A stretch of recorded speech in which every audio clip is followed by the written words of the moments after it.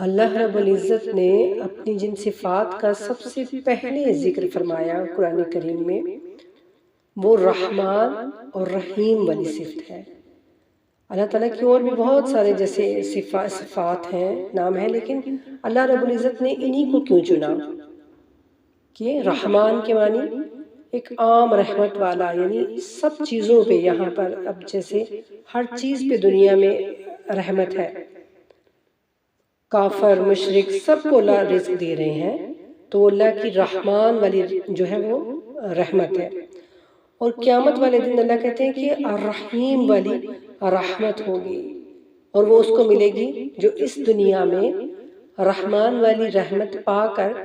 اس کا شکر ادا کرتا رہے گا، تو پھر قیامت کے دن اس کو رحیم والی دائمی رحمتیں ملیں گی انشاءاللہ۔ تو اللہ تعالیٰ ہمیں بتانا چاہتے ہیں یعنی کہ وہ اپنے بندوں سے بہت محبت کرتے ہیں، بہت زیادہ، اور وہ اللہ تعالیٰ یہی چاہتے ہیں کہ ان کے بندے بھی ان سے محبت کریں اور اللہ کے بہت قریب ہو جائیں۔